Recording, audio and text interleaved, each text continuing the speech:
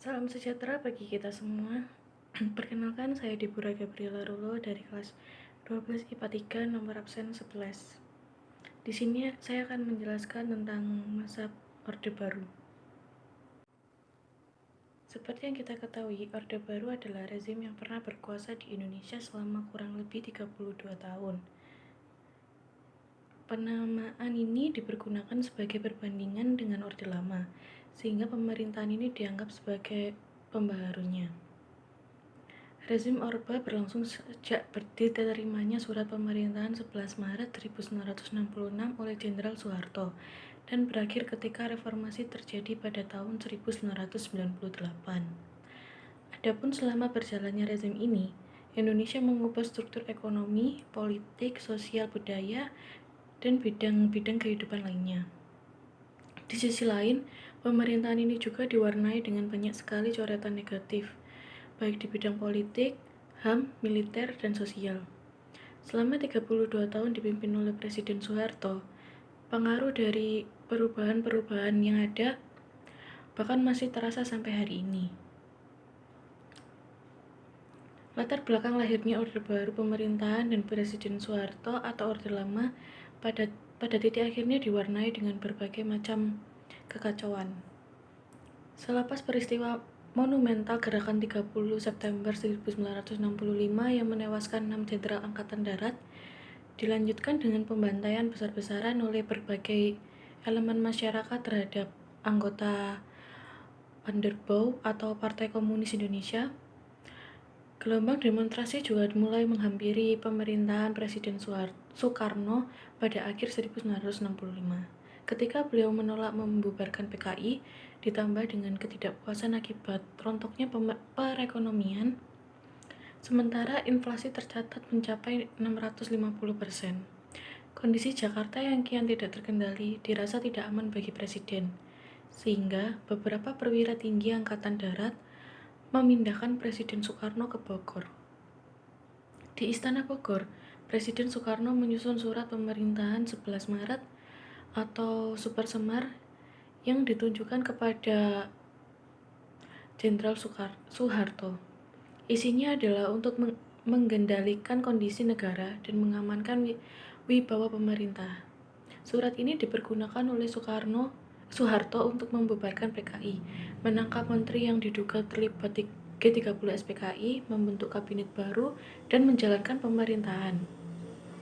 Perkembangan ekonomi yang terjadi pada masa Orde Baru dapat bangkit dalam waktu singkat, disokong oleh aliran modal yang dibuka lebar dan bantuan internasional melalui konsorsium IGGI. Orde Baru dapat menstabilkan perekonomian bahkan sebelum tahun 1970. Pemerintahan melakukan pengawasan ketat, peningkatan pajak, penghematan dan pembatasan kredit, serta penundaan pembayaran utang luar negeri. Kebijakan ini merupakan rehabilitasi dan stabilisasi sebelum beralih ke fase pembangunan melalui repelita. Pembangunan ekonomi nasional melalui repelita didasarkan atas pemerataan pembangunan, pertumbuhan ekonomi, dan stabilisasi nasional. Program repelita dinilai sukses memberikan dampak positif pada perekonomian nasional. Repelita 1 pada tahun 69-74 menekankan pada pertanian dan infrastruktur dan pemenuhan kebutuhan dasar masyarakat. Repelita 2 pada tahun 74-79 menekankan pada pemerintahan pembangunan di luar Jawa, Bali, dan Madura, salah satunya melalui transmigrasi. Repelita 3 tahun 79-84 menekankan pada industri padat karya dalam rangka meningkatkan ekspor. Repelita 4 pada tahun 84-89 menekankan pada penciptaan lapangan kerja baru terutama dalam bidang industri. Repelita 5 pada tahun 89-94 menekankan pada pembangunan sektor transportasi, komunikasi, dan pendidikan. Perkembangan politik pada masa Orde Baru selama 32 tahun memiliki proses politik yang sangat dinamis. Secara umum, kestabilan politik berhasil dicapai meskipun dengan mengorbankan banyak suara-suara sumbang atau yang kerap muncul dalam proses demokrasi.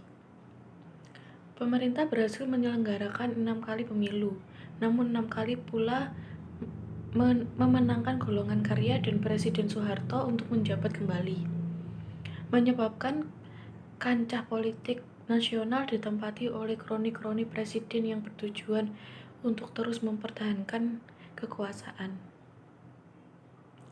Dapat dikatakan bahwa kekuasaan pemerintah sangat besar, dan tidak ada kekuatan di luar pemerintah yang dapat mengimbangi sebagaimana seharusnya ada dalam sistem demokrasi. Dalam kancah politik internasional, Indonesia merapat ke blok barat dalam konsentrasi perang dingin. Modal-modal asing dari Amerika misalnya mengalir darah, sedangkan hubungan dengan blok timur berkurang drastis. Hal ini juga dikarenakan dilarangnya ideologi Marxisme berkembang dan dianggap merupakan gangguan terhadap ideologi Pancasila itu sendiri. Sekian yang dapat saya sampaikan, kurang lebihnya saya mohon maaf. Terima kasih, salam sejahtera bagi kita semua.